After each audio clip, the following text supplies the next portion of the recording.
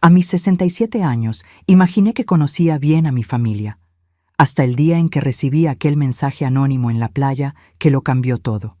Sal discretamente ahora y regresa al coche. No les digas nada a tus nietos. En ese instante, miré a mis nietos sonrientes a mi alrededor y sentí un escalofrío. Pero antes de continuar, asegúrate de estar ya suscrito al canal y escribe en los comentarios: ¿desde dónde estás viendo este video? Nos encanta saber hasta dónde llegan nuestras historias.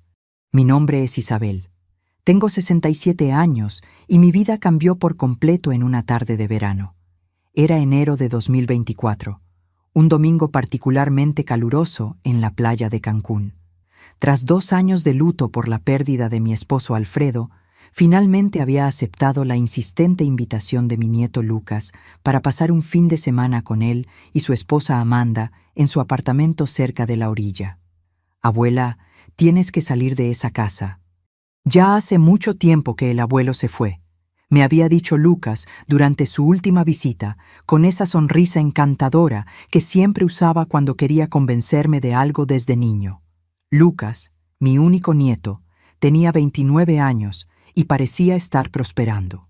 Graduado en administración, tenía un empleo en una empresa de inversiones, conducía un coche nuevo y siempre hablaba sobre oportunidades de negocios.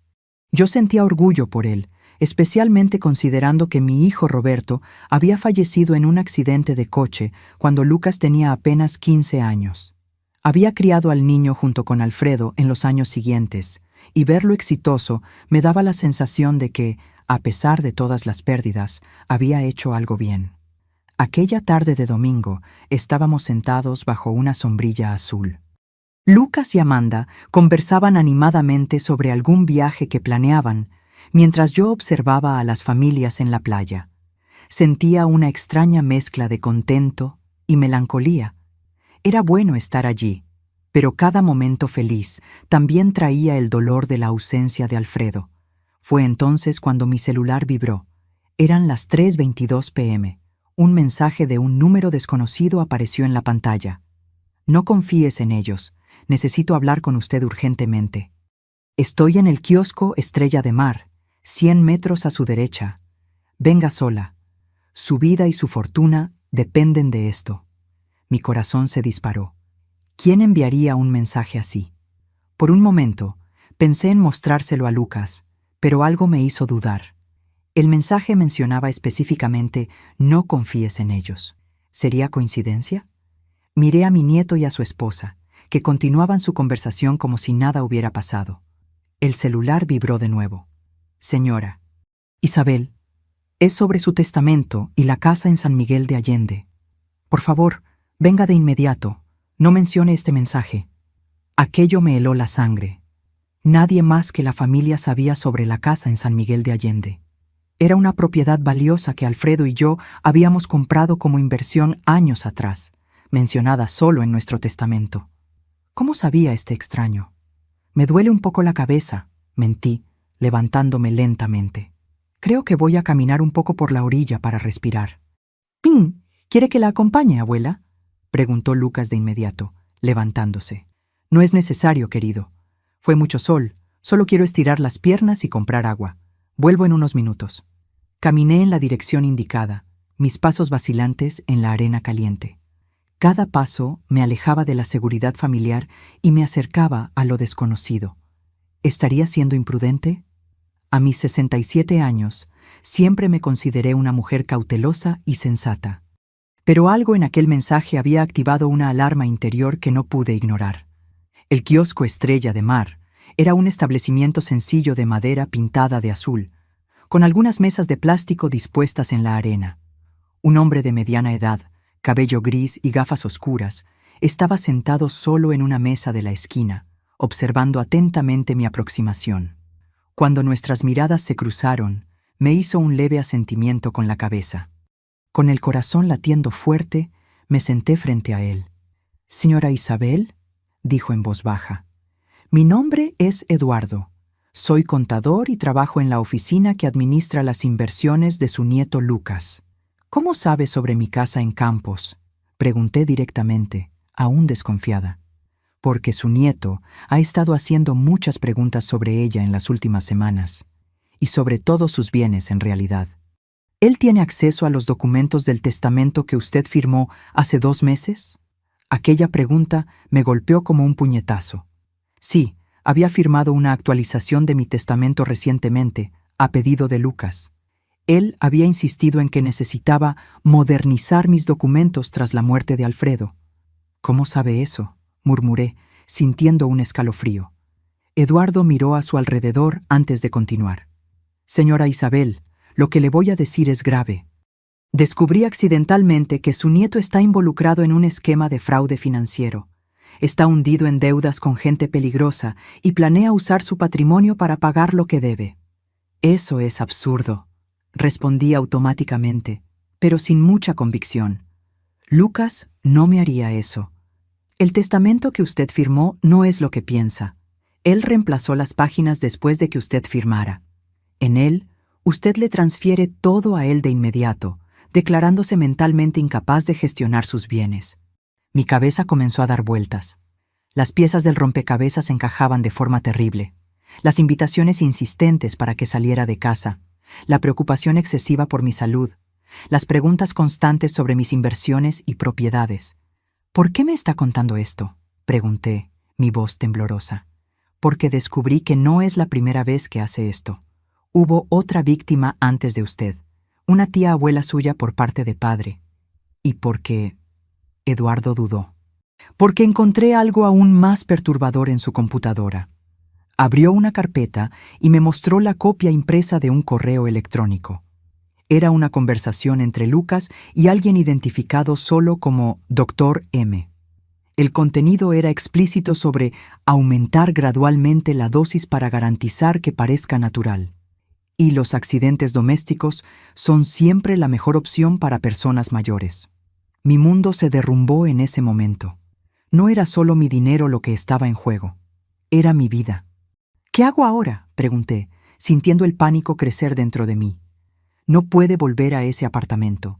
Llevan semanas poniendo algo en sus medicamentos para la presión. Por eso se ha sentido tan cansada últimamente. ¿Cómo sabía que andaba exhausta? Llevaba meses sintiéndome extrañamente letárgica, atribuyéndolo a la edad y a la depresión por la pérdida de Alfredo.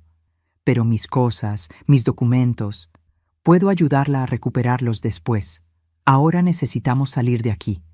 Ya notaron su demora. Miré hacia atrás y vi a Lucas caminando rápidamente por la arena en nuestra dirección, el rostro contraído en una expresión que nunca había visto antes.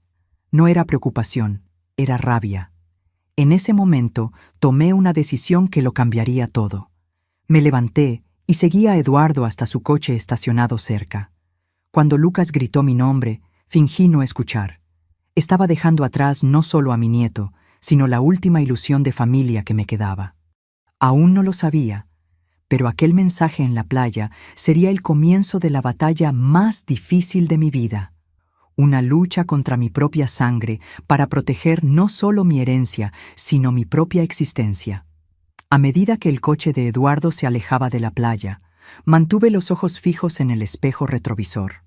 La imagen de Lucas parado en la arena, su rostro contorsionado de frustración mientras nos observaba partir, quedaría grabada en mi memoria para siempre. Era el rostro de un extraño, no del niño que yo había criado. ¿A dónde vamos?, pregunté finalmente, cuando ya estábamos en la avenida principal. A un lugar seguro donde podamos hablar con calma, respondió Eduardo, sus ojos vigilantes en el tráfico. Conozco a un abogado especializado en casos de abuso patrimonial contra personas mayores. Él nos encontrará en su oficina. Miré la playa que disminuía a lo lejos. La realidad de la situación finalmente me golpeaba con toda su fuerza. Acababa de huir de mi propio nieto, el niño cuyas rodillas había curado cuando se caía de la bicicleta, para quien había hecho pasteles de cumpleaños durante años, con quien había compartido las lágrimas en el entierro de mi hijo. ¿Cómo descubrió todo esto?, pregunté, aún tratando de procesar la información. Eduardo suspiró profundamente. Trabajo en el departamento financiero de la empresa hace 12 años. Siempre fui discreto, el tipo de persona que nadie nota en las reuniones. Hace 3 meses encontré discrepancias en las cuentas que Lucas administraba. Pequeñas sumas desapareciendo, inversiones de clientes redirigidas temporalmente. Comencé a investigar por mi cuenta. Estacionó frente a un edificio comercial en el centro de la ciudad y continuó. Descubrí que Lucas tiene una deuda de juego de casi 2 millones de reales con gente peligrosa. Casinos ilegales, apuestas deportivas, ese tipo de cosas. Estaba desviando dinero de clientes para cubrir sus pérdidas, pero eso no era suficiente. ¿2 millones? Repetí, incrédula. ¿Cómo puede alguien deber tanto? La adicción al juego es una enfermedad terrible, señora Isabel. Lucas comenzó con pequeñas apuestas en línea, luego fue escalando.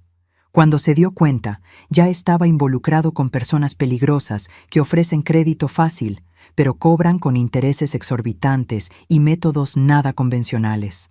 En la oficina del abogado, un hombre de unos 50 años llamado Dr. Méndez nos recibió con expresión grave. Su oficina era elegante, pero sin pretensiones, con estanterías de libros jurídicos y una ventana que daba al centro de la ciudad. Señora Isabel, lamento que nos conozcamos en estas circunstancias, dijo, indicando un sillón cómodo donde me senté. Eduardo me explicó la situación por teléfono. Necesito hacerle algunas preguntas difíciles, si está preparada. Asentí, aunque no me sentía preparada para nada. Mi mundo se había derrumbado en cuestión de horas. ¿Usted recuerda exactamente lo que firmó en el Nuevo Testamento? Intenté recordar aquel día, hace 2 meses. Lucas había aparecido en casa con una carpeta de documentos, explicando que, tras la muerte de Alfredo, era importante actualizar mi testamento. Dijo que era una simple actualización, que los documentos antiguos no contemplaban la nueva legislación. Había varias páginas. Firmé donde él indicó. El doctor Méndez intercambió una mirada significativa con Eduardo. ¿Y usted recuerda si las páginas estaban numeradas? ¿Si había algún sello oficial o marca de agua? Cerré los ojos, tratando de visualizar el documento. No estoy segura. Confié en él. Es mi nieto. Mi voz se quebró en la última frase. El dolor de la traición era casi físico. ¿Usted ha sentido síntomas inusuales recientemente?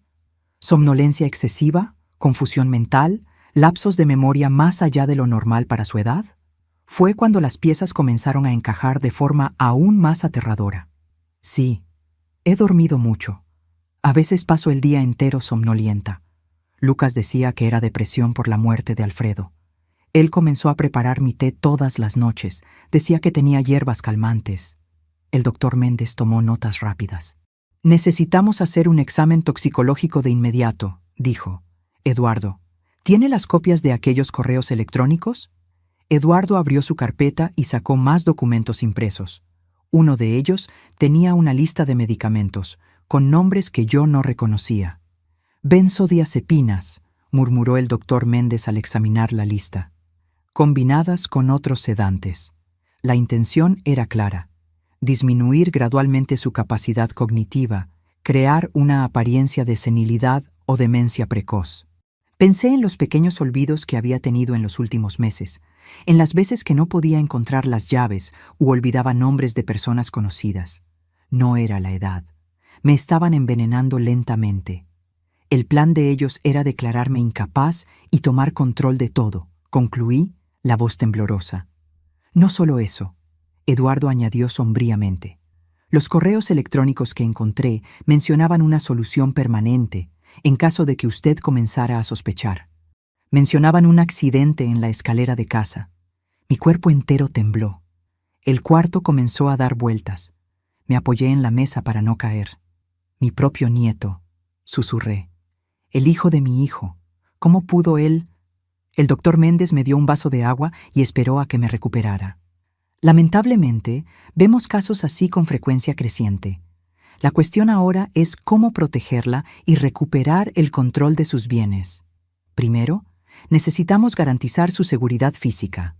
No puedo volver a casa, ¿verdad?, pregunté, aunque ya sabía la respuesta. De ninguna manera. Lucas seguramente volverá allí y estará furioso. Tenemos que asumir que es peligroso en este momento.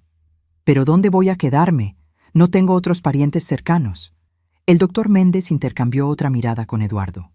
Tengo una hermana que administra una posada en Playa del Carmen, ofreció Eduardo. Es un lugar discreto. Fuera de temporada está prácticamente vacío. Usted estaría segura allí hasta que resolvamos esta situación. La idea de esconderme como una fugitiva a mis 67 años era absurda, pero menos absurda que la alternativa. Regresar a una casa donde mi propio nieto planeaba matarme. ¿Y qué hay de mis documentos, mi ropa, mis medicamentos legítimos? Puedo ayudar con eso, dijo Eduardo. Conozco al portero del edificio donde Lucas vive. Puedo inventar una excusa para recoger sus cosas cuando ellos no estén. ¿El doctor? Méndez asintió, aprobando el plan. Mientras tanto, vamos a la comisaría especializada. Necesitamos presentar una denuncia, solicitar medidas de protección e iniciar el proceso para anular cualquier documento que usted haya firmado bajo coacción o engaño. Miré por la ventana al cielo que comenzaba a oscurecer. Hace pocas horas yo estaba en la playa con lo que creía era mi familia. Ahora estaba en una oficina de abogados planeando cómo esconderme de mi propio nieto. ¿Y si me encuentra?, pregunté, sin poder contener el temblor en la voz. El doctor Méndez me miró a los ojos con una seriedad que me asustó. Señora Isabel, no podemos subestimar la gravedad de la situación. Su nieto le debe 2 millones a gente peligrosa. La única forma de que pague esa deuda es con su patrimonio. Si usted desaparece ahora, él se pondrá desesperado. La gente desesperada hace cosas terribles. Es mi nieto, repetí, como si eso pudiera cambiar algo. En este momento es alguien que planeaba su asesinato, respondió Eduardo con firmeza. Tenemos pruebas de eso. No pude contener las lágrimas. Pensé en Lucas niño, corriendo por la casa, pidiéndome que contara historias antes de dormir. El adolescente callado tras la muerte de su padre, a quien yo intentaba consolar incluso en mi propio luto. El joven del que tanto me enorgullecía cuando entró a la universidad. ¿Dónde estaba ese niño?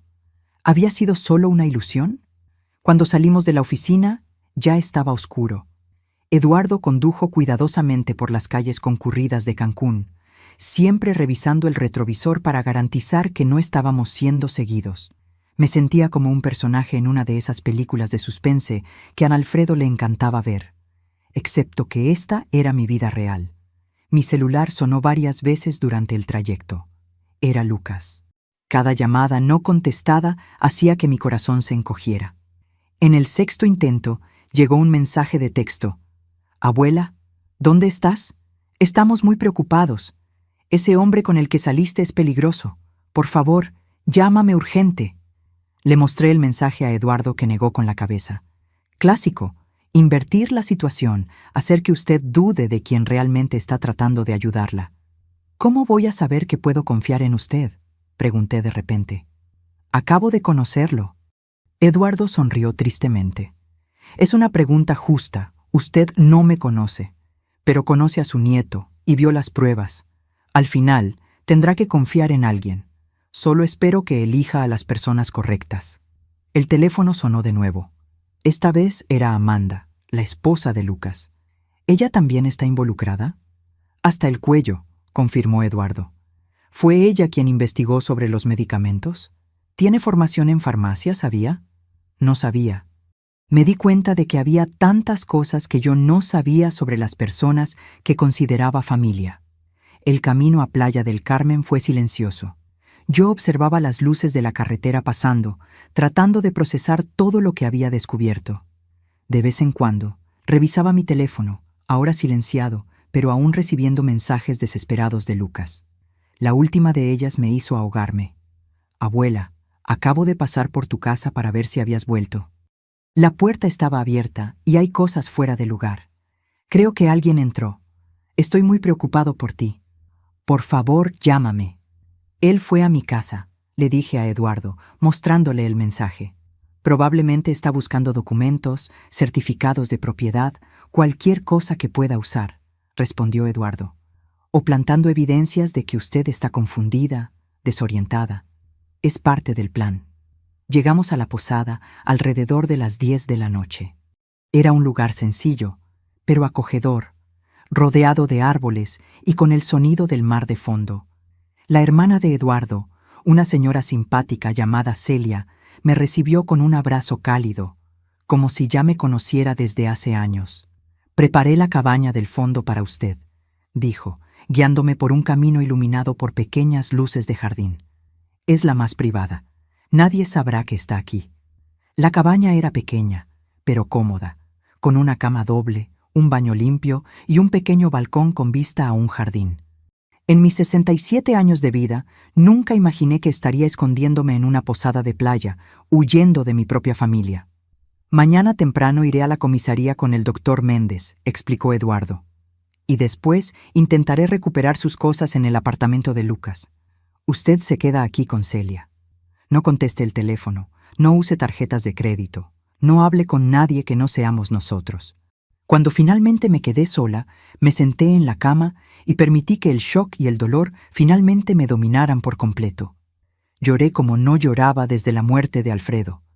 Quizás más, porque esta vez no estaba llorando solo por una pérdida, sino por una traición que destruía todas mis memorias felices. ¿Qué diría Alfredo si supiera? ¿Qué pensaría mi hijo Roberto si viera en lo que se había convertido su hijo? Acostada en aquella cama extraña, mirando el techo desconocido, me hice una promesa a mí misma. No sería solo una víctima anciana e indefensa. Lucharía con todas mis fuerzas, no solo por mi patrimonio, sino por mi dignidad y por mi vida. Mi nieto había elegido comenzar esta guerra, pero yo sería quien la terminaría. Me desperté sobresaltada con golpes en la puerta. Por un momento me quedé desorientada, sin reconocer el cuarto donde me encontraba. Entonces las memorias del día anterior volvieron como una avalancha. El mensaje en la playa, la revelación de Eduardo, la fuga desesperada de mi propio nieto. «¿Doña Isabel? Soy yo, Celia. Traje el desayuno». Me relajé un poco. Miré el reloj de pulsera. 7:30 de la mañana. Había dormido más de lo que imaginaba posible, considerando las circunstancias. Abrí la puerta y Celia entró trayendo una bandeja con café, pan, queso y frutas. Su sonrisa amable parecía fuera de lugar en la pesadilla en que se había convertido mi vida. «¿Cómo se siente?», preguntó, colocando la bandeja sobre la pequeña mesa cerca de la ventana. «Como alguien que descubrió que vivió una mentira», respondí sinceramente, sentándome a tomar café. Celia asintió, comprensiva. Eduardo me contó lo básico. «Siento mucho por lo que está pasando. Sé que las palabras no ayudan mucho en este momento». Mientras comíamos, Celia me explicó que Eduardo había salido temprano para encontrarse con el doctor Méndez en la comisaría. Le pidió que no encendiera el celular ni saliera de la cabaña. Lucas probablemente la está buscando por todas partes. Un escalofrío recorrió mi espalda al pensar en Lucas buscándome. No con preocupación genuina, sino con rabia y desesperación por ver sus planes desmoronándose. ¿Puedo al menos encender la televisión? Necesito algo para distraerme. «Claro», respondió Celia, encendiendo el pequeño televisor en la esquina del cuarto. «Estaré en la recepción si necesita algo. Solo no atienda la puerta a nadie más que a mí o a Eduardo». Tras su salida, me quedé cambiando de canales sin realmente prestar atención a nada. Mi mente estaba repleta de preguntas y dudas. ¿Y si todo fuera un gran malentendido? ¿Y si Eduardo estuviera equivocado? O peor, tuviera sus propias intenciones oscuras. Decidí que necesitaba ver las pruebas por mí misma. Encendí mi celular, ignorando la advertencia de Eduardo. Inmediatamente, una inundación de notificaciones apareció. 15 llamadas perdidas de Lucas, 8 de Amanda, 3 mensajes de voz. Con el corazón acelerado, abrí el primer mensaje. «Abuela, por el amor de Dios, ¿dónde estás? Ese hombre con el que saliste es un exempleado que fue despedido por robo. Te está engañando. La policía ya los está buscando a los dos. Llámame, estoy desesperado». La voz de Lucas sonaba genuinamente preocupada. Por un momento, la duda creció en mí. ¿Y si había cometido un error terrible? El segundo mensaje era aún más perturbador. «Abuela, acabo de hablar con tu médico. No puedes quedarte sin tus medicamentos, es peligroso. Estás confundida, no estás pensando con claridad. Ese hombre te está manipulando. Por favor, vuelve a casa». La manipulación era evidente. Lucas estaba jugando con mis miedos, tratando de hacerme dudar de mi propia cordura. Exactamente como Eduardo había previsto. El tercer mensaje era diferente. La voz de Lucas estaba más baja, casi un susurro. Abuela, sé que estás con él. Sé lo que te dijo sobre mí. Son mentiras. Pero si no vuelves mañana, voy a tener que tomar medidas. La casa de campos, las inversiones, todo eso es legalmente mío ahora. Tú firmaste. No me obligues a declararte incapaz. Sería un escándalo para la familia.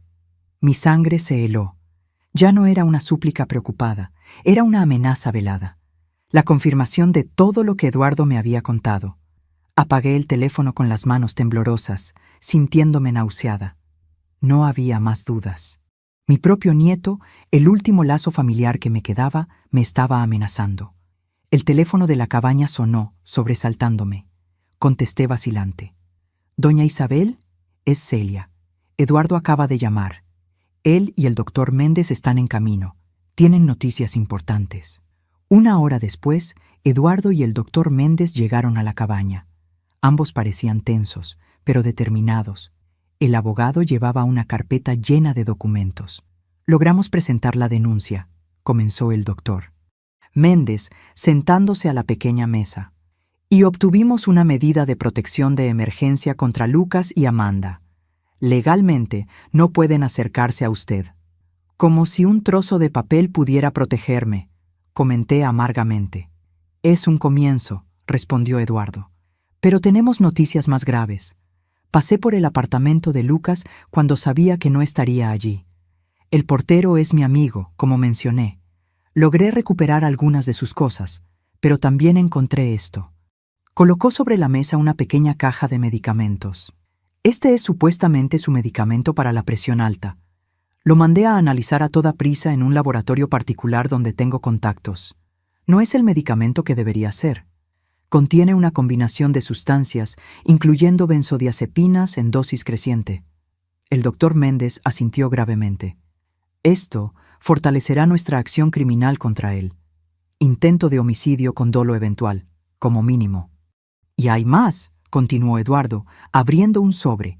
«Encontré el verdadero testamento que usted firmó antes de que Lucas reemplazara las páginas.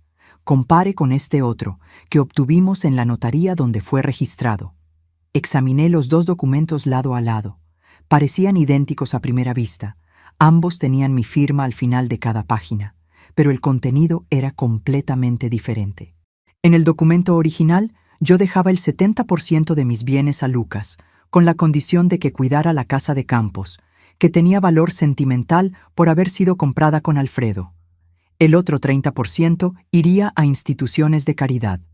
En el documento alterado, yo declaraba estar en plena conciencia, pero preocupada por mi capacidad futura para administrar mis bienes debido a episodios recurrentes de confusión mental y olvido.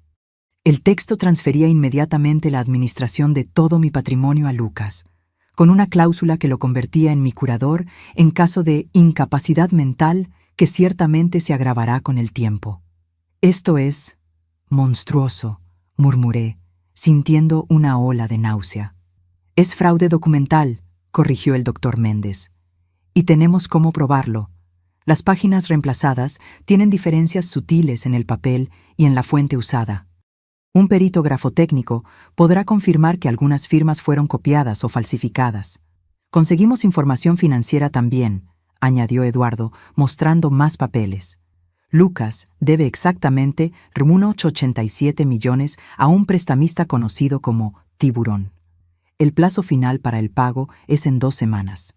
Coincidentemente, el mismo periodo en que él planeaba su accidente doméstico». «¿Cómo descubrieron todo esto tan rápido?», pregunté, impresionada a pesar del horror. «He estado monitoreando las actividades de Lucas durante semanas», admitió Eduardo. «Inicialmente por las irregularidades en la empresa. Cuando me di cuenta de que usted estaba en peligro, intensifiqué la investigación. Tengo algunos contactos que, digamos que saben cómo obtener información». El doctor Méndez carraspeó, como si prefiriera no saber los detalles. «Lo importante es que tenemos pruebas suficientes para iniciar procesos civiles y criminales. Pero Lucas no se quedará quieto. Ya comenzó a actuar. ¿Qué quiere decir? Él también presentó una denuncia, alegando que usted está desaparecida y posiblemente secuestrada por un ex empleado inestable. También inició un proceso de interdicción de urgencia, alegando que usted sufre de demencia incipiente y está poniendo en riesgo su propia seguridad. «Eso es absurdo», exclamé, sintiendo una mezcla de rabia y desesperación. «¿Cómo puede inventar esas mentiras sobre mí?» «Lamentablemente es una táctica común en casos así», explicó el doctor Méndez. «Quien ataca primero generalmente establece la narrativa dominante. Lucas está tratando de construir una imagen de usted como una anciana confundida y manipulada por un extraño, mientras él se presenta como el nieto preocupado. Necesitamos actuar con rapidez», añadió Eduardo. «La buena noticia es que tenemos pruebas concretas. El medicamento adulterado, los documentos alterados, los correos electrónicos sobre el accidente. La mala noticia es que el proceso legal puede ser lento». «¿Cuánto tiempo tengo hasta que él consiga la interdicción?», pregunté, sintiendo un escalofrío solo de pensar en perder el control sobre mi propia vida. «Conseguimos una medida cautelar temporal que suspende cualquier decisión hasta que usted pase por una evaluación médica independiente», respondió el doctor Méndez. «Pero él presionará para que esa evaluación ocurra cuanto antes y tratará de influenciar el resultado». «¿Cómo?», presentando su historial médico reciente, que probablemente muestra síntomas de confusión y olvido, síntomas que él mismo causó con los medicamentos adulterados. Eduardo parecía furioso. «Es un plan diabólico, casi perfecto. Si no hubiéramos intervenido a tiempo...» Un silencio pesado cayó sobre la cabaña. Todos sabíamos lo que habría pasado. En pocas semanas yo estaría declarada incapaz, perdería control sobre mis bienes y, eventualmente, sufriría un accidente conveniente. «¿Qué hacemos ahora?», pregunté finalmente. «Primero, necesitamos garantizar que usted pase por una evaluación médica completa con médicos de nuestra confianza», respondió el doctor Méndez, «incluyendo exámenes toxicológicos que muestren las sustancias que estaban siendo administradas sin su conocimiento. Esto desmantelará el argumento de que usted sufre de demencia. Segundo», continuó Eduardo, «necesitamos garantizar que sus propiedades estén protegidas. El doctor Méndez ya ha presentado solicitudes para bloquear cualquier transferencia o venta de sus bienes hasta que el caso se resuelva. Y tercero», concluyó el doctor Méndez, «necesitamos prepararla para un enfrentamiento directo. En algún momento, tal vez en un tribunal, usted tendrá que enfrentar a su nieto y su versión de los hechos». La idea de encarar a Lucas en un tribunal me hizo estremecer. No por miedo a él, sino por el dolor de ver en lo que se había convertido, de admitir públicamente que mi propio nieto, el hijo de mi hijo, había planeado mi muerte por dinero. «Hay otra cosa que ustedes necesitan saber», confesé, decidiendo que era hora de total honestidad. «No conté todo sobre mi patrimonio. Hay una cuenta en el extranjero que Alfredo abrió años atrás, cerca de $1 millón en un banco suizo. Lucas no sabe de eso». Eduardo y el doctor Méndez intercambiaron miradas sorprendidas. «¿Por qué no mencionó esto antes?», preguntó el abogado. «Porque no estoy segura de si lo declaré correctamente en la declaración de impuestos todos estos años», admití, avergonzada. «Alfredo se encargaba de eso. Después de que él falleció, continué solo declarando los rendimientos nacionales». El doctor Méndez suspiró profundamente. «Esto complica las cosas. Si Lucas descubre esta cuenta durante el proceso, puede usarla en su contra, alegando ocultación de patrimonio, lo que fortalecería el argumento de que usted no está administrando adecuadamente sus bienes. Por otro lado», reflexionó Eduardo, «es dinero que está seguro, fuera de su alcance. Podemos usar esto estratégicamente». Antes de que pudiéramos continuar la conversación, el teléfono de la cabaña sonó de nuevo. Celia contestó y vino rápidamente hacia nosotros, el rostro pálido. «Eduardo, un coche se detuvo en la entrada de la posada. Es un hombre joven con una mujer. Están preguntando por una señora mayor que habría llegado ayer». Mi corazón se disparó. Lucas nos había encontrado. «¿Cómo nos descubrieron?», susurré, aterrorizada.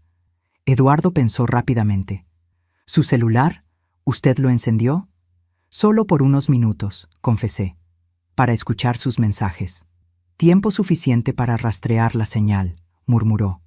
Tenemos que salir de aquí ahora. El doctor Méndez ya estaba guardando los documentos en su carpeta. ¿Hay una salida por la parte de atrás? Sí, da a un sendero que lleva a la playa, respondió Celia. Mi coche está estacionado allí atrás. Pueden usarlo. Mientras Eduardo y el doctor Méndez reunían apresuradamente nuestras cosas, me quedé paralizada, mirando por la ventana de la cabaña que daba al jardín. La realidad de la situación me golpeó con toda su fuerza. Estaba literalmente huyendo de mi propio nieto, como en una película de suspense. Doña Isabel, necesitamos irnos, insistió Eduardo, tocando suavemente mi hombro.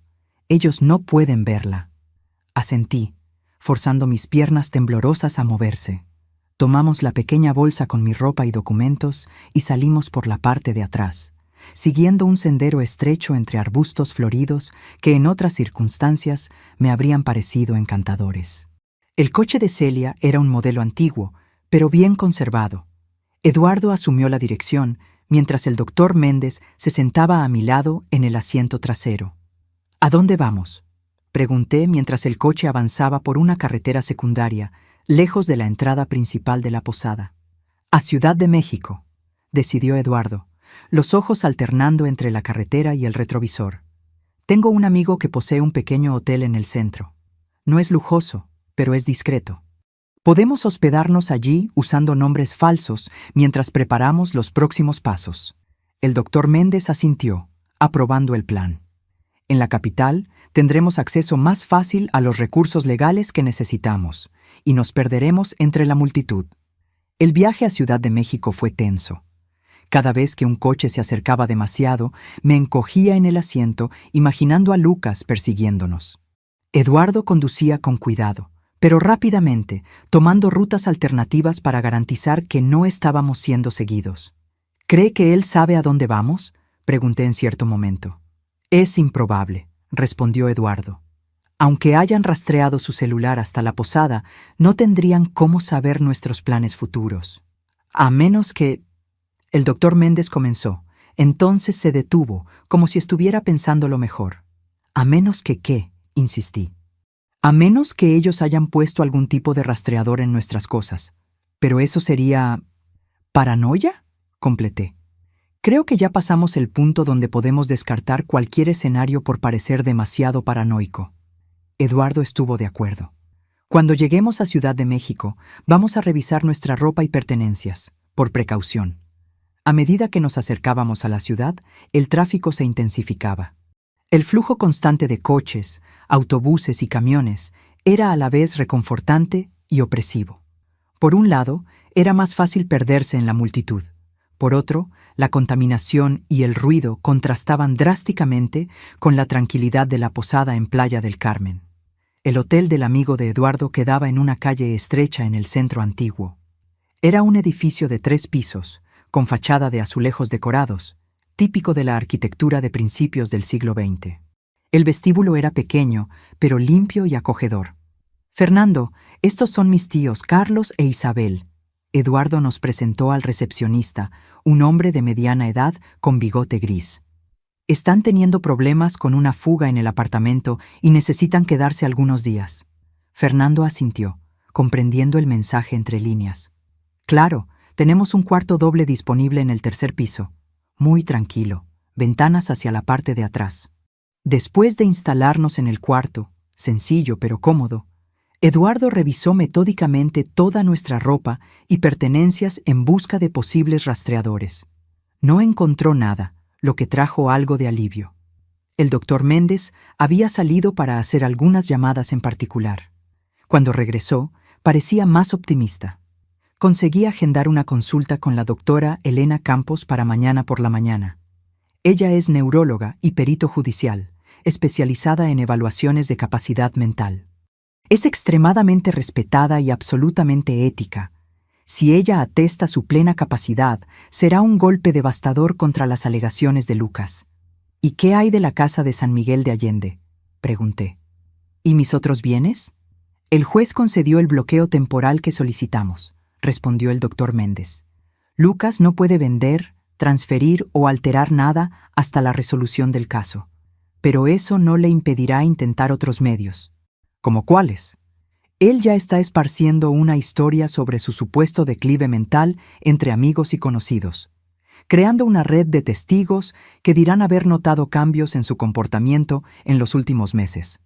Esto es tan calculado, comenté, sintiendo un escalofrío. ¿Cómo pudo planear todo esto? Eduardo se sentó en el único sillón del cuarto, pareciendo súbitamente cansado.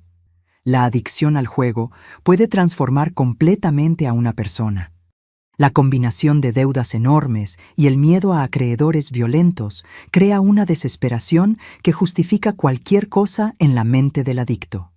Su observación me hizo pensar en Lucas de una forma diferente. No como el monstruo calculador que había planeado mi muerte, sino como alguien enfermo, consumido por una adicción que había destruido su sentido moral. No disminuía la gravedad de sus acciones, pero tal vez explicaba cómo mi dulce nieto se había transformado en una persona capaz de tal crueldad. ¿Qué pasaría si, dudé, considerando una idea que había surgido? ¿Y si simplemente pagara sus deudas? Con la cuenta en Suiza, podría liquidar lo que debe y tal vez... No, respondieron Eduardo y el doctor Méndez al unísono, con una firmeza que me sorprendió. Sería la peor decisión posible, explicó el doctor Méndez pacientemente. Primero, porque legitimaría su comportamiento. Segundo, porque no resolvería el problema fundamental, la adicción. En pocos meses estaría endeudado de nuevo y usted tendría menos recursos para protegerse. Y tercero, añadió Eduardo, esos acreedores son depredadores.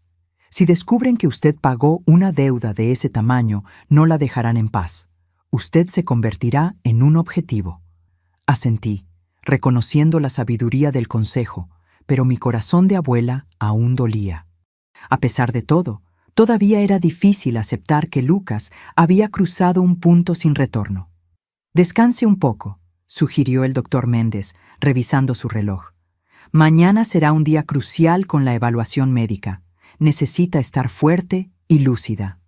Tras la salida de ellos, me quedé sola en el cuarto extraño, mirando por la ventana hacia un patio interno rodeado por otros edificios antiguos, tan diferente de mi casa cómoda, construida a lo largo de décadas con Alfredo. El sentimiento de exilio era abrumador. Cerré los ojos, tratando de recordar cómo era Lucas niño. Su primer día de escuela, cuando se agarró a mi pierna, aterrorizado por lo desconocido. El adolescente quieto tras la muerte de su padre, a quien yo intentaba consolar incluso en mi propio luto. El joven orgulloso, vistiendo la toga el día de su graduación. ¿Dónde estaría aquel niño ahora? ¿Todavía existiría, enterrado bajo capas de adicción y desesperación? ¿O había desaparecido completamente, sustituido por alguien capaz de planear fríamente la muerte de su propia abuela? Con esas preguntas dolorosas en la mente, me dormí un sueño agitado, repleto de pesadillas donde Lucas me perseguía por escaleras interminables, siempre a punto de alcanzarme. La mañana siguiente amaneció gris y lluviosa, un cielo que parecía reflejar mi estado de ánimo. Desperté temprano, después de una noche de sueño fragmentado. Mi cabeza me latía con un leve dolor, quizás resultado de la tensión acumulada o de los medicamentos adulterados que habían dejado mi sistema gradualmente en los últimos días. Eduardo llegó a las 8:30, trayendo café y panes frescos. Su rostro demostraba cansancio, pero había una determinación en sus ojos que me daba fuerza. «¿Cómo se siente?», preguntó mientras arreglaba el pequeño desayuno sobre la mesa del cuarto. «Como alguien que descubrió que su vida entera era una farsa», respondí, tratando de sonreír, pero fallando. «No todo era falso», observó Eduardo gentilmente. «El amor que usted le dio a Lucas durante años fue real.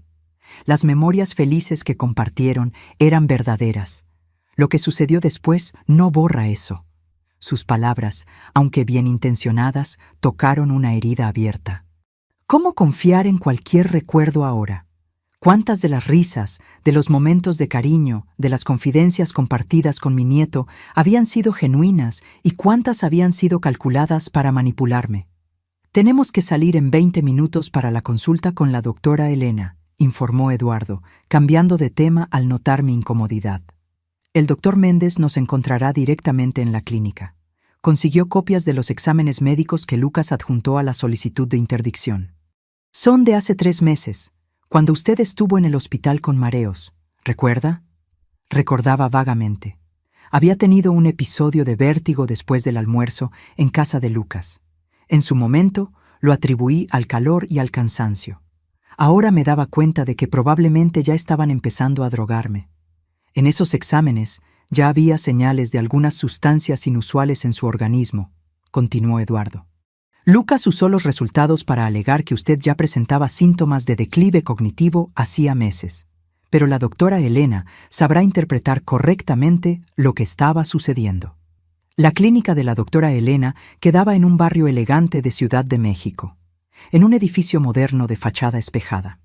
Al entrar en la recepción elegante, con sillones de cuero y una fuente decorativa, me sentí fuera de lugar en mi ropa sencilla e improvisada. El doctor Méndez ya nos esperaba, conversando en voz baja con una mujer alta y elegante de aproximadamente 50 años, cabello gris corto y gafas de montura fina. Su bata blanca impecable contrastaba con un collar colorido artesanal que le daba un aire accesible a pesar de la postura formal. «Doña Isabel, esta es la doctora Elena Campos», nos presentó el doctor Méndez. La médica me saludó con un apretón de manos firme y una sonrisa gentil. «Vamos a mi consultorio. Necesitamos hacer una evaluación completa y tengo muchas preguntas». Las 3 horas siguientes fueron agotadoras. Primero, la doctora Elena recogió muestras de sangre y orina para análisis toxicológicos. Después, condujo una batería de pruebas cognitivas, desde preguntas sencillas como fecha y lugar, hasta ejercicios complejos de razonamiento lógico, memoria y toma de decisiones. Durante todo el proceso, me hizo preguntas detalladas sobre mi historia médica, mi rutina diaria y específicamente sobre los momentos en que había sentido confusión mental u olvido. ¿Los síntomas siempre empeoraban después de las comidas en casa de Lucas?, preguntó en determinado momento, anotando mis respuestas en una tableta. Sí, ahora que lo pienso, especialmente después del té de la noche que él insistía en preparar. Decía que tenía hierbas calmantes que me ayudarían a dormir mejor. ¿Y cuándo fue la primera vez que notó estos episodios de confusión? Intenté recordar con precisión. Creo que comenzó hace unos 3 meses, después de que firmé lo que Lucas llamó actualización del testamento. La doctora Elena intercambió una mirada significativa con el doctor Méndez. Esto coincide con los primeros exámenes que muestran trazas de benzodiazepinas en su organismo. Al final de la evaluación, la doctora Elena se quitó las gafas y me miró directamente. «Doña Isabel, con base en todas las pruebas que realicé hoy, puedo afirmar categóricamente que usted no presenta ningún signo de demencia, Alzheimer o cualquier otra condición neurodegenerativa. Su capacidad cognitiva es absolutamente compatible con su edad, con desempeño por encima del promedio en varias pruebas. De hecho, sentí un alivio inmenso con sus palabras. Una cosa era que Eduardo y el doctor Méndez me creyeran. Otra completamente diferente era tener una confirmación médica oficial. ¿Y qué hay de los episodios de confusión que tuve? Los resultados preliminares de los análisis toxicológicos confirman la presencia residual de sustancias como lorazepam y otros medicamentos que, combinados, causan exactamente los síntomas que usted describe: somnolencia, confusión, lapsos de memoria. No es su mente la que está fallando, doña Isabel. Usted estaba siendo sistemáticamente envenenada. La palabra envenenada flotó en el aire como una sentencia. Era una cosa saber intelectualmente lo que Lucas estaba haciendo, otra completamente diferente escuchar a una médica respetada confirmar el horror en términos tan claros. «Voy a emitir un informe completo al final del día», continuó la doctora Elena. «El doctor Méndez puede usar esto tanto para derribar la solicitud de interdicción como para fundamentar el proceso criminal contra su nieto». De vuelta en el coche, después de la consulta, me permití llorar por primera vez desde que habíamos huido de la posada. No eran lágrimas de miedo o autocompasión, sino de una tristeza profunda por lo que Lucas se había convertido y por lo que había hecho con nuestra relación. «¿Qué pasa ahora?», pregunté cuando finalmente me calmé. «Ahora contraatacamos», respondió el doctor Méndez con firmeza, con el informe de la doctora. «Elena, no solo derribamos la solicitud de interdicción, sino que invertimos el juego. Vamos a interponer acciones criminales por intento de homicidio, fraude documental, administración de sustancias nocivas sin consentimiento y estafa». «¿Cuánto tiempo hasta que esto se resuelva?». El doctor Méndez dudó. «Los procesos criminales pueden llevar meses, a veces años. Pero la parte civil, relacionada con la protección de sus bienes y la anulación de los documentos fraudulentos, puede resolverse más rápidamente, especialmente con las evidencias que tenemos». La perspectiva de un largo proceso judicial me asustaba. A mis 67 años, no tenía tantos años por delante para desperdiciar en tribunales. «¿Y qué hay de Lucas?», pregunté. «¿Será arrestado?». «Con las evidencias que tenemos, es altamente probable», respondió el doctor Méndez. «Intento de homicidio con premeditación es un crimen grave. Sumado a las otras acusaciones, puede enfrentar una pena considerable». La idea de mi nieto en prisión me causaba sentimientos contradictorios. Por un lado, él había planeado fríamente mi muerte. Por otro, era el hijo de mi hijo, el último pedazo de familia que me quedaba. ¿Existe alguna alternativa?», pregunté vacilante. «¿Alguna forma de resolver esto sin destruir completamente lo que queda de nuestra familia?». Eduardo y el doctor Méndez intercambiaron miradas preocupadas. «Doña Isabel», comenzó Eduardo gentilmente, «entiendo su deseo de preservar los lazos familiares, pero necesito ser muy claro. Lucas sobrepasó todos los límites posibles. No fue solo un fraude financiero o una manipulación emocional. Él estaba literalmente planeando su muerte». «Estoy de acuerdo con Eduardo», añadió el doctor Méndez. «Nuestra principal preocupación tiene que ser su seguridad. Lucas demostró que está dispuesto a todo para conseguir su patrimonio. Incluso si usted decide no continuar con las acusaciones criminales, aún necesitamos garantizar que él no tenga más acceso a usted o a sus bienes». Asentí lentamente, reconociendo la sabiduría en sus palabras, pero mi corazón de abuela continuaba dividido. Era difícil conciliar al niño que yo había criado con el hombre que había planeado mi muerte. Cuando llegamos al hotel, Fernando, el recepcionista, vino apresuradamente en nuestra dirección, pareciendo nervioso. «Eduardo, necesito hablar contigo en particular». Los dos se alejaron, conversando en voz baja. Por la expresión tensa de Eduardo, me di cuenta de que algo andaba mal. Cuando regresó, su rostro estaba serio. «Doña Isabel, tenemos un problema. Lucas estuvo aquí hace una hora, preguntando por nosotros». Mi sangre se heló. «¿Cómo nos encontró de nuevo?». «No estoy seguro». Fernando no confirmó nada. Dijo que no conocía a ninguna Isabel. Pero Lucas mostró una foto suya e insistió en que había información de que usted estaría hospedada aquí. «Tenemos que salir inmediatamente», decidió el doctor Méndez. «Si encontró este lugar, volverá con la policía o algo peor». «¿Peor?». «El prestamista a quien él debe dinero», explicó Eduardo sombríamente. «Si Lucas está realmente desesperado, puede haber recurrido a métodos más extremos para encontrarla». Rápidamente reunimos nuestras pocas pertenencias. Fernando nos condujo por una salida de servicio en la parte de atrás del hotel, evitando el vestíbulo principal. «¿A dónde vamos ahora?», pregunté mientras entrábamos en el coche de Eduardo, estacionado en una calle lateral. «A mi apartamento», decidió Eduardo. «No es grande, pero tiene seguridad en el edificio, y es el último lugar donde Lucas pensaría en buscar». «¿Qué?». Mientras cruzábamos la ciudad congestionada, miré por la ventana a la gente en las aceras, siguiendo sus vidas normales. ¿Cómo mi existencia había cambiado tan drásticamente en pocos días? De una viuda tranquila visitando al nieto en la playa a una fugitiva, escondiéndose de su propia sangre, durmiendo en lugares extraños, temiendo por su vida. El apartamento de Eduardo quedaba en un barrio de clase media, en un edificio de apariencia común, pero con portero y cámaras de seguridad. Era pequeño y organizado, con una decoración minimalista que combinaba con su personalidad práctica. «No es mucho, pero estamos seguros aquí», dijo, mostrándome el cuarto de huéspedes, un cubículo con solo una cama individual y un pequeño armario. El doctor Méndez había salido para entregar personalmente el informe de la doctora Elena al juez responsable del caso. Quiero garantizar que no haya ningún extravío de documentos, explicó antes de partir. Sentada en la pequeña sala de Eduardo, exhausta física y emocionalmente, pregunté algo que me había estado incomodando. ¿Por qué está haciendo todo esto por mí?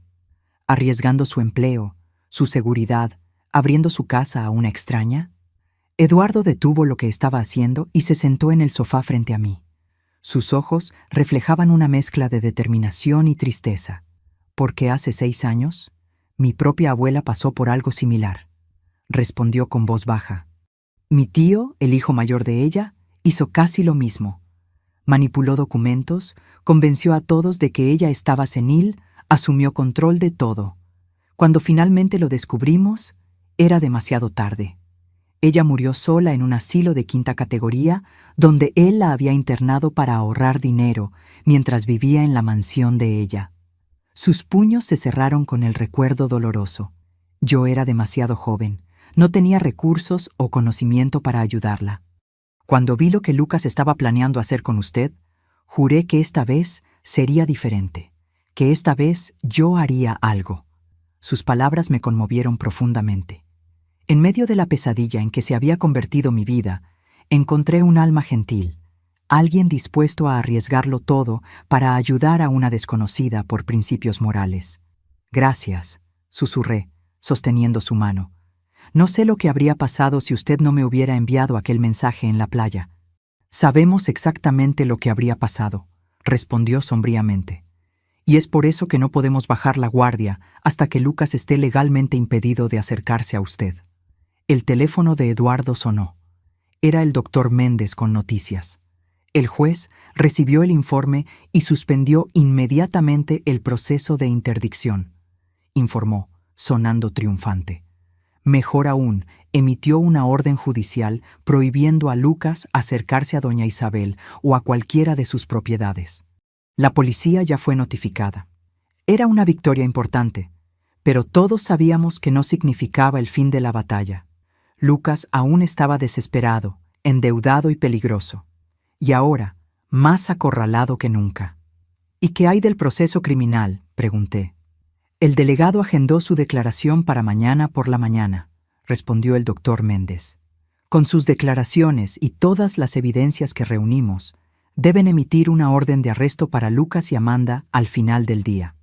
La perspectiva de ver a mi nieto arrestado aún me causaba un profundo malestar, pero ahora entendía que era necesario, no solo para mi seguridad, sino también para impedirle perjudicar a otras personas.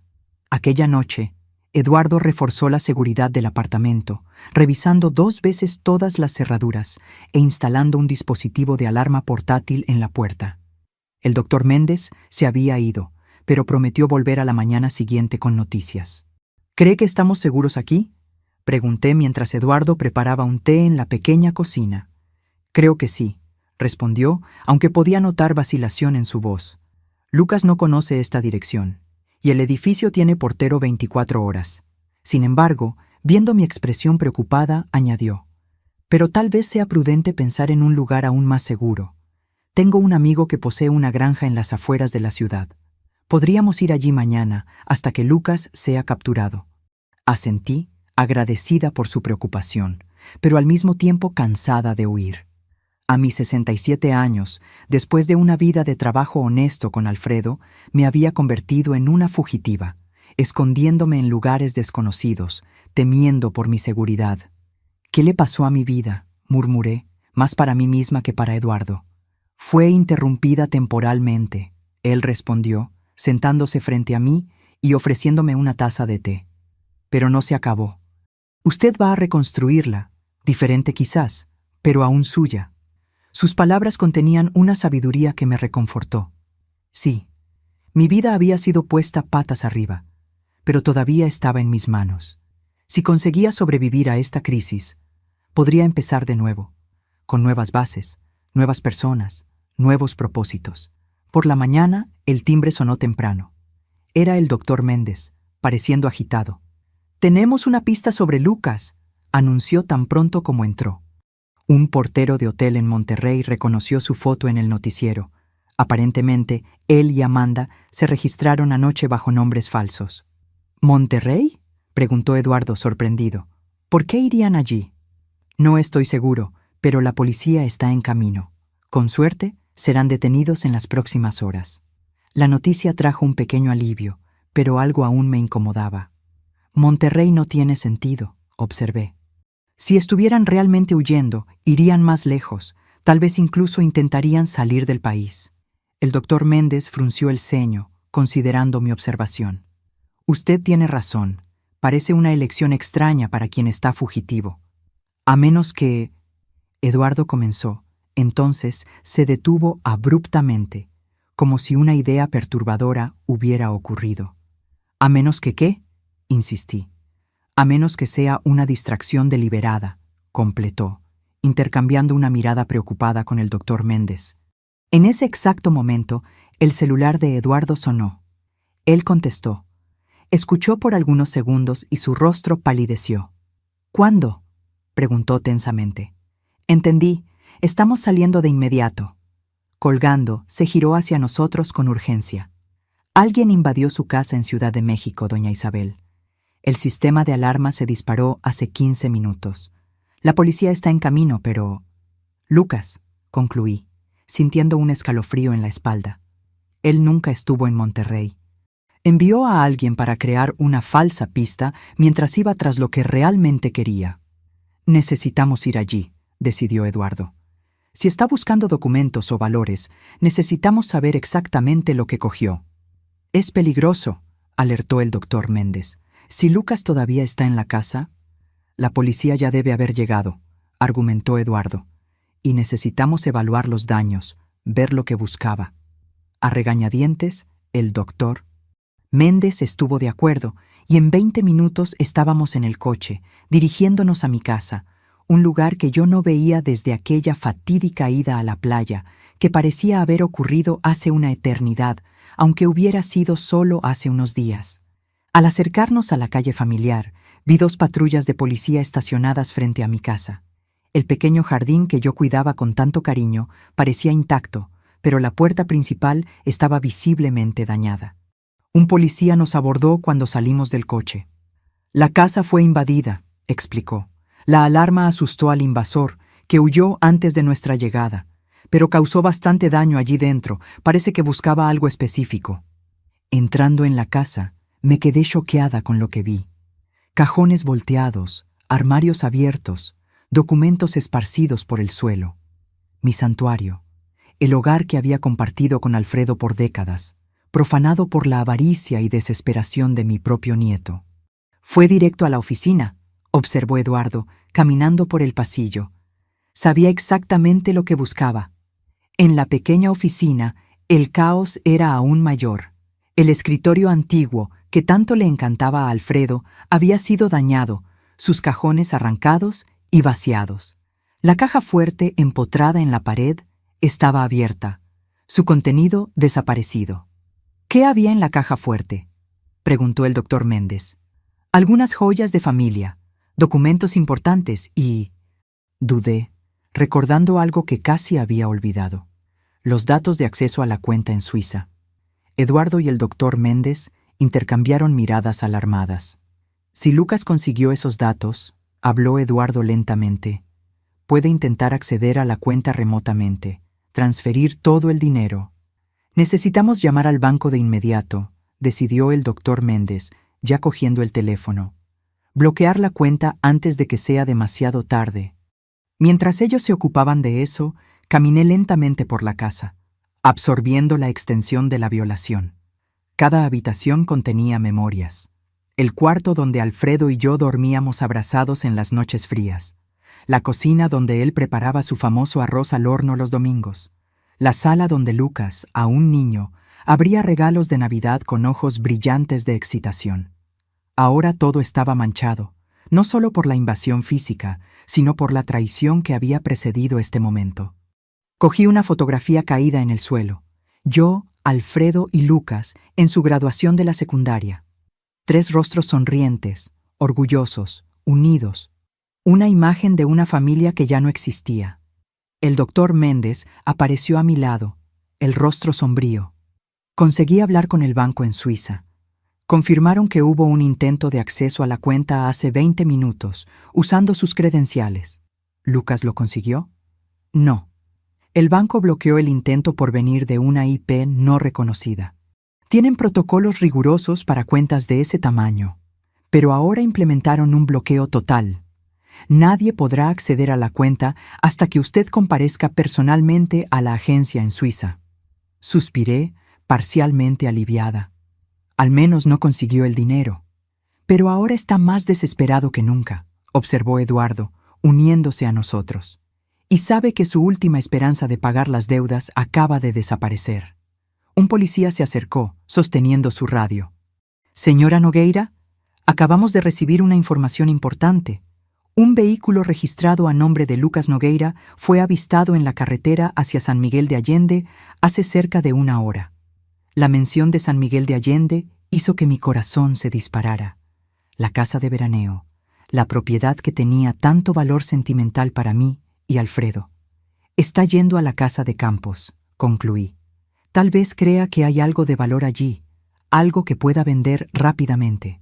O simplemente está desesperado y sin opciones», sugirió Eduardo, buscando un lugar para esconderse temporalmente. «La policía de San Miguel de Allende fue notificada», informó el policía. «Están monitoreando la propiedad y las carreteras de acceso». El doctor Méndez, después de una breve conversación telefónica, se volvió hacia nosotros. «Hablé con el delegado responsable del caso. Sugiere que usted se quede en un hotel bajo protección policial hasta que Lucas sea capturado». La idea de otro escondite, otra cama extraña, más días viviendo con miedo, me causó una súbita ola de indignación. No, yo no continuaría huyendo. No permitiría que Lucas robara también mi dignidad e independencia.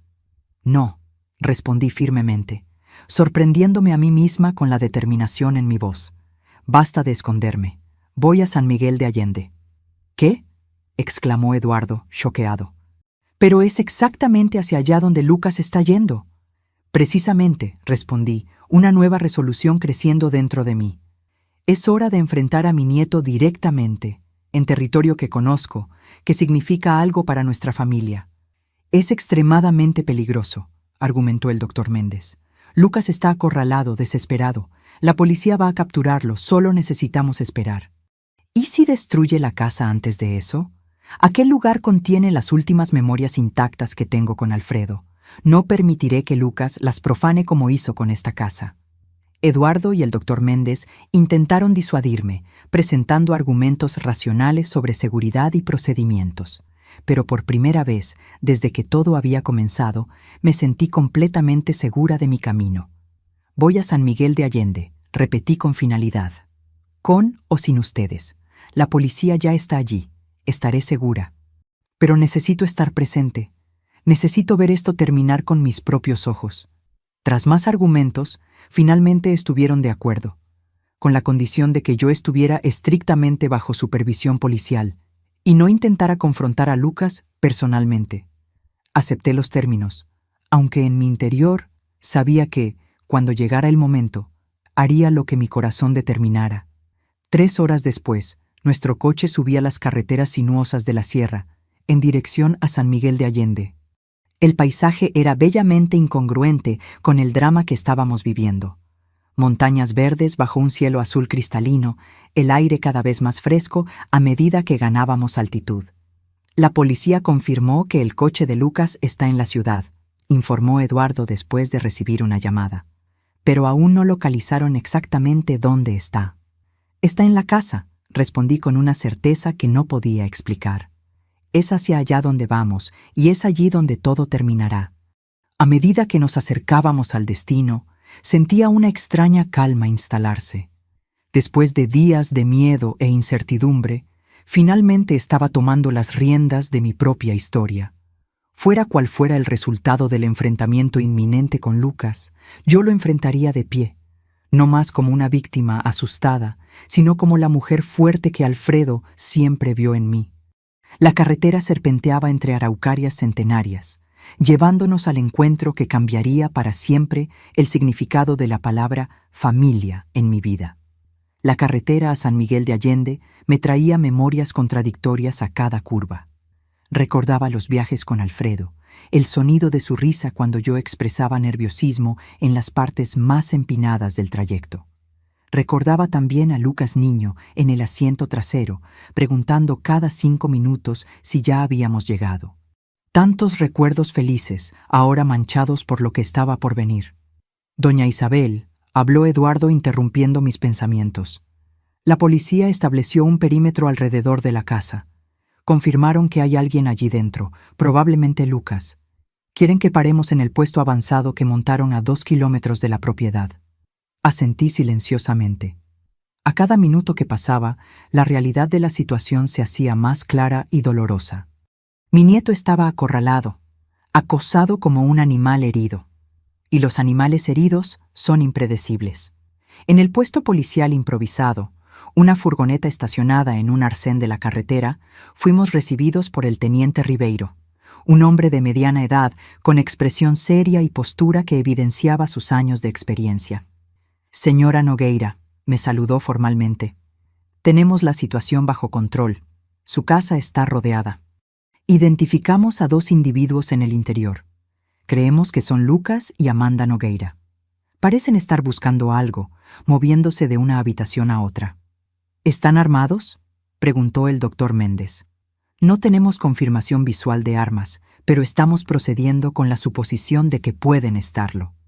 La idea de Lucas armado me causó una nueva ola de angustia. ¿Qué le había pasado? ¿Cómo el niño dulce que yo conocía se había transformado en alguien de quien la policía necesitaba protegerse? «¿Cuál es el plan?», pregunté, tratando de mantener la compostura. «Estamos tratando de establecer comunicación. Enviamos mensajes por el altavoz, pero hasta ahora no obtuvimos respuesta. Si continúan sin responder, tendremos que considerar una entrada táctica». «¿Entrada táctica? ¿Quiere decir invadir la casa por la fuerza?», pregunté alarmada.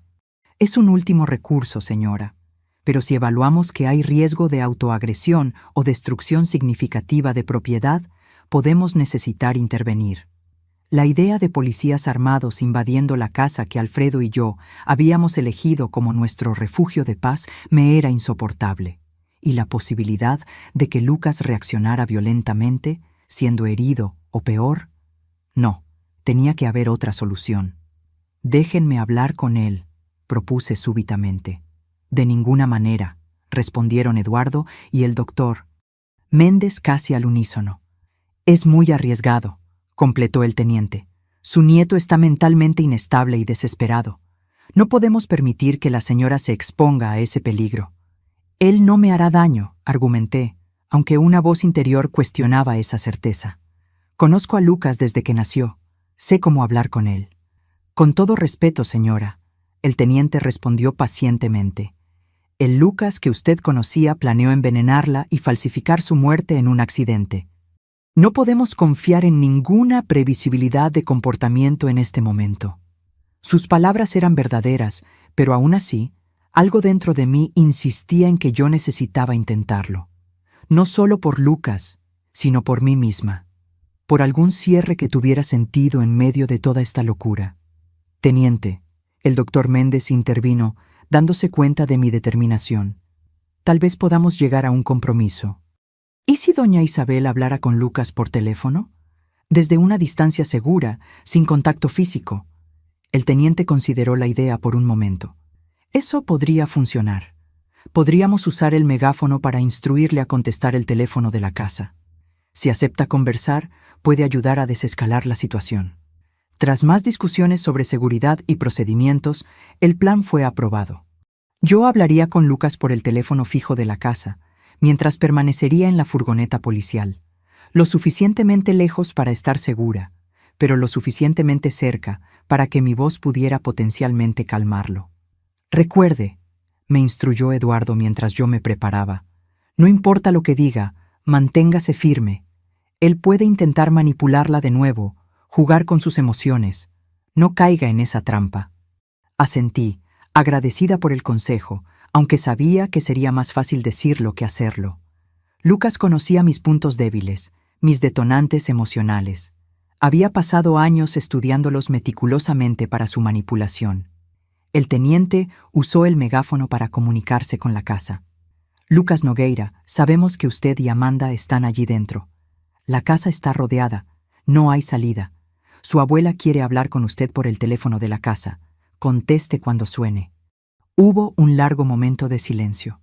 Entonces, una de las cortinas de la sala se movió ligeramente. Alguien estaba observando. El teniente marcó el número de la casa. Escuchamos el tono en el aparato de comunicación 1, 2, 3 veces.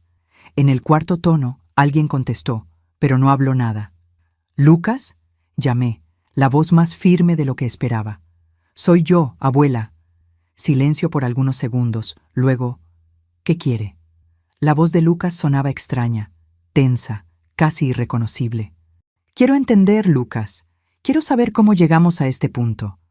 Una risa amarga vino del otro lado de la línea. «¿Cómo llegamos a este punto? Usted realmente no lo sabe, ¿verdad? Siempre viviendo en su burbuja, su mundo perfecto con el abuelo, sin ver lo que pasaba a su alrededor». «¿De qué estás hablando?». «Estoy hablando de cómo ustedes dos siempre fueron la pareja perfecta, los abuelos ejemplares. Todo el mundo adoraba a Alfredo e Isabel, los bondadosos, los generosos. Pero nadie veía lo que pasaba cuando las visitas se iban». Sus palabras me confundieron completamente. «Lucas, no entiendo lo que estás diciendo. Siempre te tratamos con amor». «¿Amor?». Él prácticamente escupió la palabra. «¿Así lo llama? ¿Sabe cuántas veces mi padre lloró por culpa de ustedes? ¿Cuántas veces volvía destrozado después de visitar a los padres ejemplares?». «Roberto, Lucas estaba hablando de mi hijo, su padre». Un dolor agudo atravesó mi pecho. «Tu padre tenía problemas, Lucas. Intentamos ayudarlo de todas las formas posibles». «Problemas que ustedes crearon», gritó, su voz temblando de rabia. «Siempre cobrando perfección, siempre comparándolo con los hijos de los demás. Nada de lo que hacía era lo suficientemente bueno para el gran Alfredo Nogueira, ¿verdad?». Las acusaciones me golpearon como bofetadas.